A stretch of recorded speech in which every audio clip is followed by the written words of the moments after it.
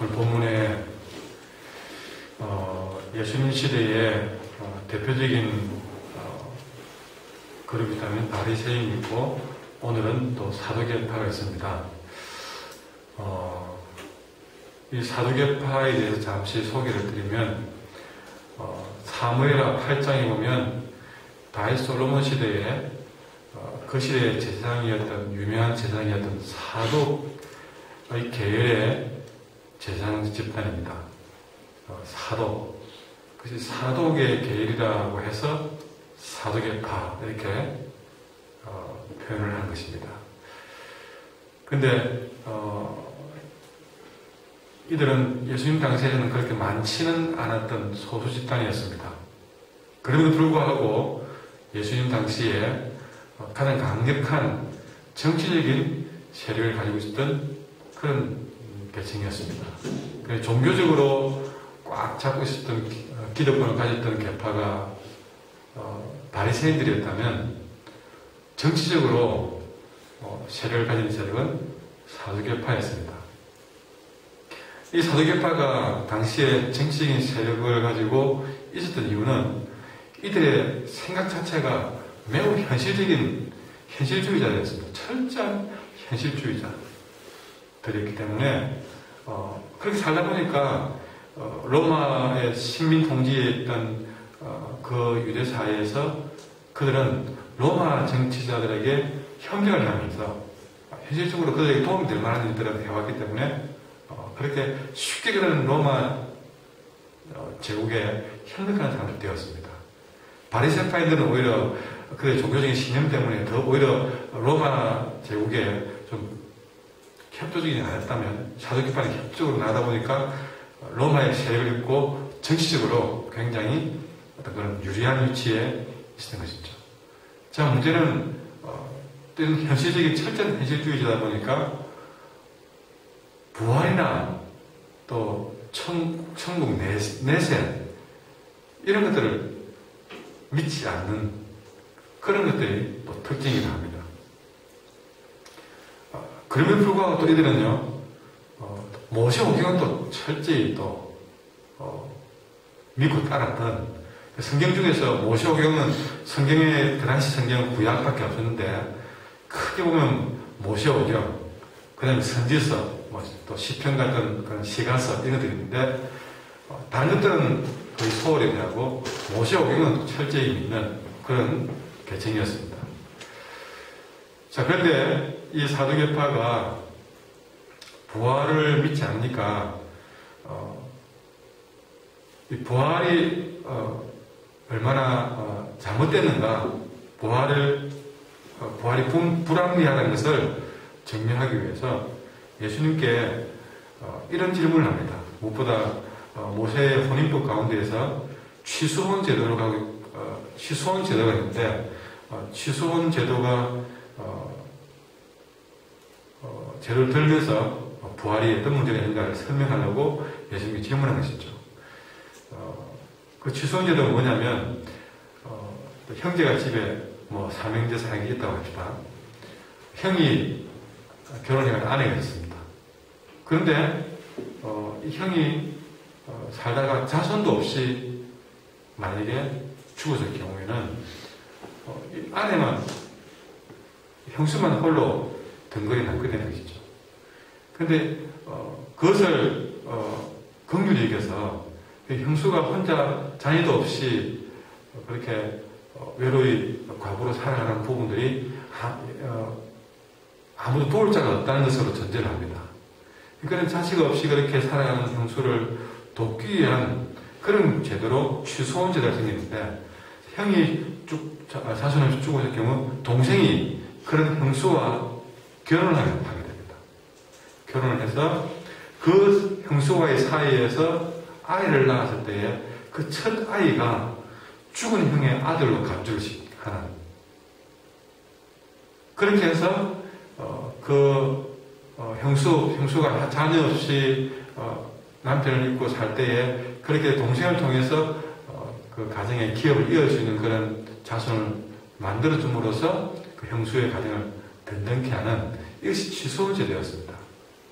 그래서 우리가 알고 있는 거하고는 우리가 알고 있는 결혼 생활은 조금 다르기 때문에 좀 이상하다 생각할지 모르지만 여러분 지역마다 결혼 제도는 다르고 또 성경에 창세기 같이 또 전반기 결혼 제도와 또 많은 사람들이 생겼던 후반기의 결혼 제도는 또 다르다는 것이죠. 그러니까 창세기나 그 앞에 모세오경 시대 그 시대는 그렇게 인구가 많지 않은 상황에서 또 이렇게 또 때론 신족끼리 결혼도 하고 또 취소원 제도를 통해서 또 가정의 기업을 물을 수 있도록 그렇게 서로 지켜주는 그런 제도가 있기 때문에 우리는 그런 측면에서 말씀을 보셔야 되는 것입니다.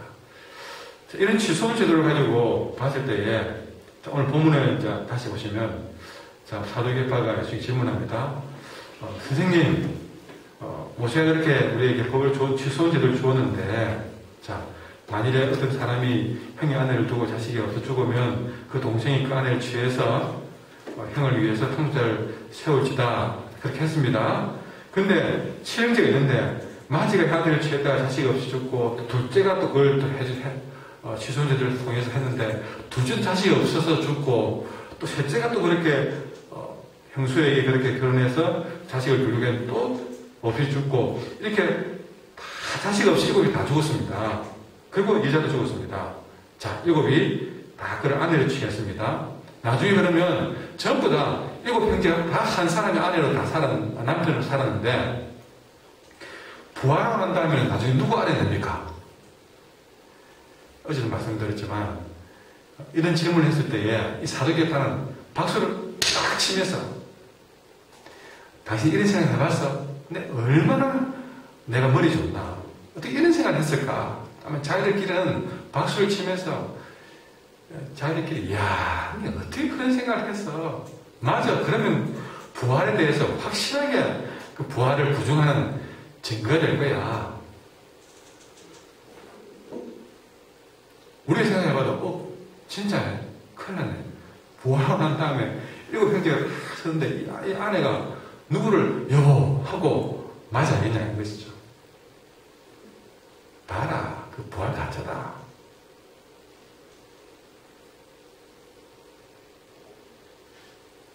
여러분, 자기들은 생각할 때는 대단한 지혜로 생각했습니다.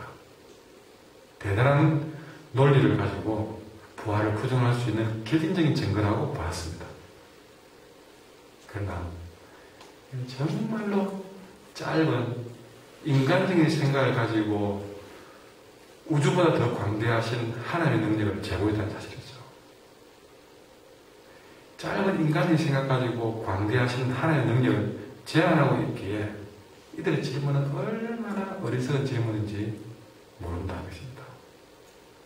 그래서 예수님은요, 이 장면을 마태복음 22장에도 나오는데 똑같이 나오는데 마태복음 22장에 뭐라고 했냐면 이에 대한 답변을 예수님이 이런 말을 했습니다. 마태복음 22장 29절에 보면 너희가 성경도 하나님의 능력도 알지 못하고 있기 때문에 오해하였도다. 한 1편만 보고 성경 다 아는 것처럼 하지 말라는 것입니다. 한 면만 보고 하나님의 능력을 오해하지 말라는 것입니다. 우리가 잴 수 없는 분입니다. 우리가 판단할 수 없는 분이고 우리가 가늠할 수 없는 분입니다. 하나님이 우리에게 보여준 것만큼 해도 우리가 감당 못하는데 하나님이 안 보여준 것까지 치면 여러분 우리는 말도 할 수 없습니다. 저도 목사지만 성경 다 알지 못합니다. 죄송하지만 평생을 성경을 백북천독해도 성경이 다 모릅니다. 아니요, 제가 신구약을 다 외웠답니다. 그래서 누가 꾹 누르면 마태복음 몇 장 몇 절은 뭐예요? 자동적으로 툭툭 튀어나오고 108백중 다 알아맞추는 정도의 성경을 읽었다 할지라도 저는 성경 다 모릅니다. 인간의 뇌도 여러분 단 10%도 차이 못하고 살아갑니다.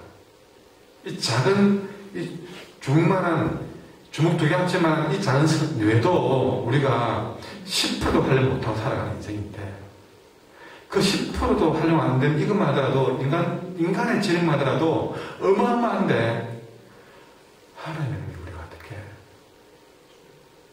근데 이 작은 생각을 하면 취소원 제도 하나 가지고 좀 이렇게 못 알아맞혔다고 하나님 능력이 그것밖에 안 됩니까?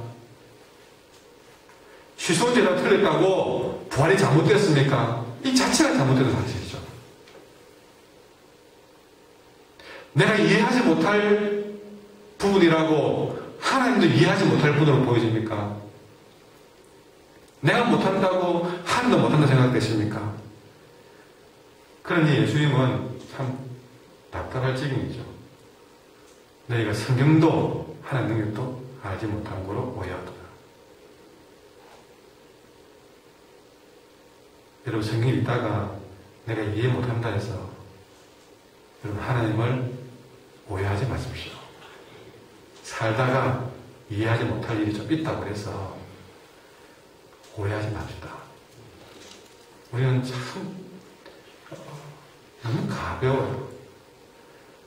잘 믿다가도 조금 어려운 일이 있으면 하나님 이해하지 못한다고 부인해버립니다. 하나님 왜 내게 이럽니까? 그럼 부인해버립니다. 하나님 뜻이 얼마나 크고 깊은지 모르고 조금 불편하다고 하나님 외면하고, 또 뒤에 좀 보니까 아이고 그게 아니구나 회개하고, 뭐 그래 돌아온 것이 너무 감사하지만 너무 빨리 오해하지 맙시다. 하나님에 대해서. 좀 신앙이 있는 사람들은 때로는 이거 보십시오. 내 가족 다 빼앗아가고, 내 재산 다 빼앗아가고, 내 건강 명예 다 빼앗아가도 그래도 믿음 지켜내는, 힘들게 지켜냈지만 그래도 주신 자도 여호와시요 취하신 자도 여호와시라고, 좀 우리가 그런 정도의 고백이라도 할 수 있는 믿음이 되었으면 좋겠습니다. 나는 성경과 하나님의 능력을 믿지 않고 짧은 내 생각으로 하나님을 제한하고 오해하고 있지 않은지 이 새벽에 돌아봤으면 좋겠습니다. 또 하나는, 자, 오늘 누가복음에서 이 사도개인의 질문에 대해서 예수님은 34절에 예수께서 이르실 때, 이 세상의 자녀들은 장가도 가고 시집도 가지만 저 세상과 죽은 자 가운데에서 부활함을 얻기 합당의 기름을 받은 자들은 장가가고 시집가는 일이 없다. 그들은 다시 죽을 수도 없으니 이는 천사와 동등이고 부활의 자녀로서 하나님의 자녀로 다시 산다. 그럼 우리는 가끔 그런 얘기합니다. 그런 질문을 하죠.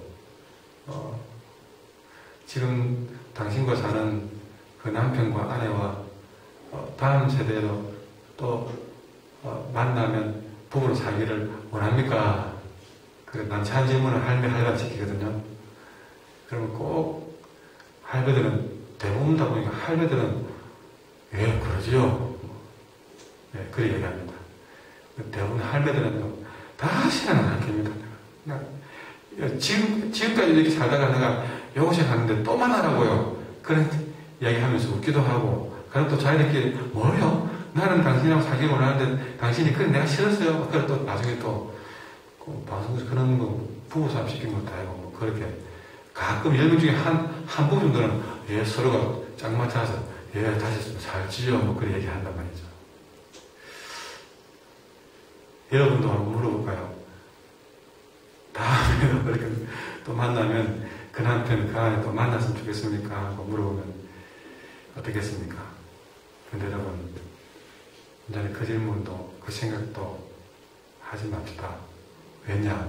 부활하면 우리는 어느 누구의 남편을 부활하는 것이 아닙니다. 아내도 아닙니다. 부모도 아닙니다. 자녀도 아닙니다. 결혼 제도 자체가 없습니다. 어쩌면은 여러분 언제나 다시 우리가 부활해서 만나면 내 아들아, 내 딸아, 엄마, 아빠, 그것도 없습니다. 우리 모두는 동등한 하나님의 자녀로 만납니다.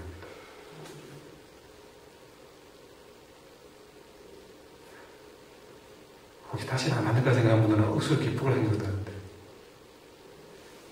이 현세에 사는 동안에 주어진 결혼 제도에서 최선을 다해 살고, 언젠가 우리 다시 부활해서 만날 때는 그때 이런 목사님, 지사님도 없습니다. 엄마 아빠도 없고 여우 당신도 없고 모두가 하나님을 내 아버지로, 우리는 주 안에서 다 모두 형제로 만날 것입니다. 왜? 다시 죽을 수도 없기 때문에. 부활에서는 죽는 일이 더 없기 때문에 이제는 그러니 이 사도계인들이 성경을 제대로 모르기 때문에 저까지 대단한 질문을 했지만 결혼제도 없다 해버리니까 완전히 자기 질문이 바보가 된 겁니다. 바보가 된 거예요.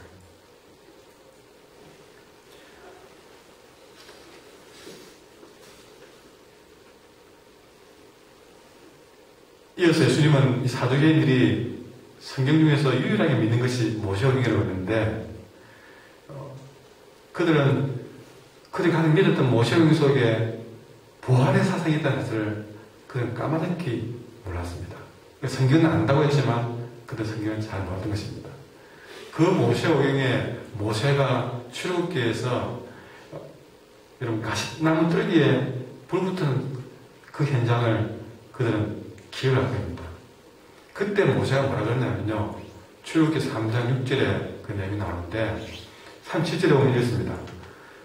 죽은 자가 살아난다는 것은, 그 부활에 대한 것은 모세오경 중에 출애굽기에 모세도 가시떨기에 관한 글에서, 이게 출애굽기 3장 7절입니다. 거기서 뭐랬냐, 모세가 그 가시나무 떨기가 불타는 모습을 보면서 모세가 고백하기로 주님을 아브라함의 하나님이요 이삭의 하나님이요 야곱의 하나님이라 불렀던 것이죠.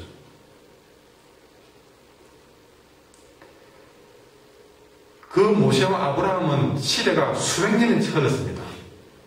그런데 불구하고 모세가 아브라함의 하나님이라고 이삭의 하나님이라고 고백했던 것이죠. 그러니까 수백 년 전에 아브라함과 이삭과 야곱이 죽은 것이 아니라, 죽어서 완전히 사라진 것이 아니라 언제나 살아있는 것처럼 부활의 영광에 동참하겠다는 사실을 모세가 고백하겠다는 사실이죠. 그러니까 성경을 알아도 모른다는 것을 말한 것입니다. 이렇게 성경을 잘하는 것처럼 말했던 이 바리새파, 또 사두개파, 이 모든 사람들이 이 말 한마디에 완전히 정리가 되면서, 여러분 뒤에 보면 39절에 서기관 중 어떤 이들이 말하되 선생님 잘 말씀해줬다. 이 부분에서 이 서기관은 바리새파를 말합니다. 이 바리새파와 사두개인은 서로 앙숙이거든요. 앙숙인데 사두개파가 여기서 완전히 철저하게 예수님께 혼이 나니까 이 한순간만은 바리새인들이 예수님 편이 돼가지고 와 선생님 잘했습니다 하고 박수 치는 것을 보게 됩니다. 여기서 바리새인과 사두개인들이 다 여기서 예수님께 완전히 사실은 항복한 사건입니다. 철저히 앞에만 하더라도 바리새인들이 예수를 못 죽여서 난리였는데 한순간에 예수님이 편이 되어버리고 말았습니다. 그들은 아무것도 감히 되물을 수가 없었더라. 여러분, 오늘 이 말씀 속에서 나는 하나님을, 살아있는 자의 하나님을 믿고 있는지, 나의 삶 속에서도 부활의 영광에 동참하고자 하는 열망을 갖고 있는지, 무엇보다 성경을 오해하지 맙시다. 하나님의 능력을 오해하지 맙시다. 내 짧은 생각으로 판단하지 맙시다. 겸손히 주어진 성경과 하나님의 능력을 믿음으로 받아들이고 삽시다. 기도하겠습니다. 하나님, 오늘 한 사두개인의 질문을